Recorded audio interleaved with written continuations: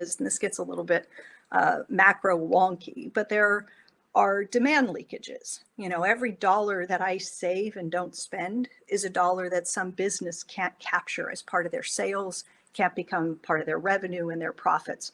Every dollar that's taxed away from me is a dollar that I can't use to buy goods and services in the economy.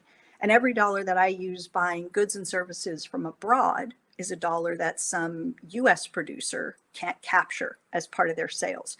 So those are three forms of demand leakages where I'm not putting pressure on the US economy's productive capacity because that pressure is leaking away. Okay, and those leakages make room for other kinds of spending to come into place and to backstop or replace that spending.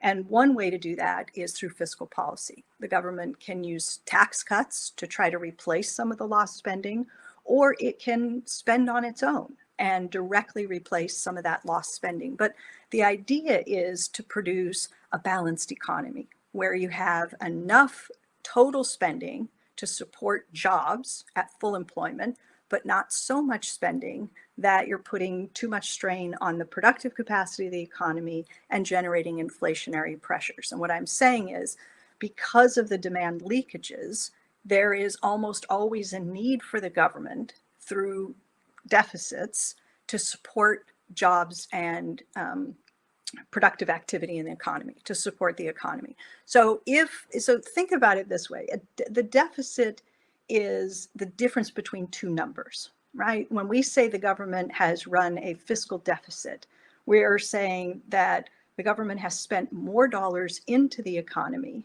than it has subtracted away by taxing us. Okay, that's the government's deficit.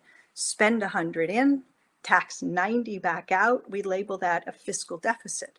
And people get very nervous about that because we've been taught to think about the government's finances the way that we think of our own personal finances. So we say, wait, you're spending more than you're taking in. That's so irresponsible. Stop that, cut it out and balance your budget. But think about what happens if the government balances its budget. So it spends 100 into the economy and it taxes or removes 100 back out. Well, now the government's budget is balanced, but somebody lost out on 10, right? When they were running a deficit, they put 100 in, spend 100 in, tax 90 back out. That leaves $10 somewhere in the economy. So one of the most important points that MMT makes is that every deficit is good for someone, right? Every deficit is good for someone because the government's deficit is nothing more than a financial contribution to some other part of the economy. In my example, it's a $10 contribution to some other part of the economy.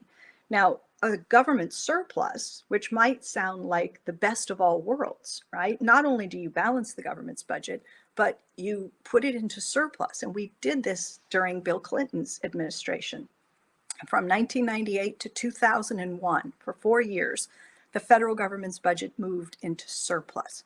So think about what that means, right? It sounds fiscally responsible. You hear Democrats talk about how they were the last party to deliver not just balanced budgets, but surpluses. And then it was that rotten George Bush who came along and cut taxes and, funded wars. And all of a sudden the surpluses disappeared.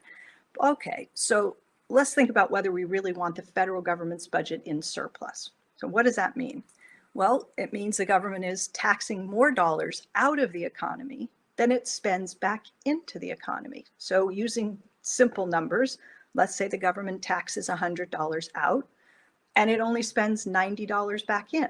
The government's budget is in surplus. We'll write a plus 10 on the government's ledger, but what happened to the rest of the economy? They took 100 away and only replaced 90. So the non-government part of the economy now on its ledger shows a minus 10.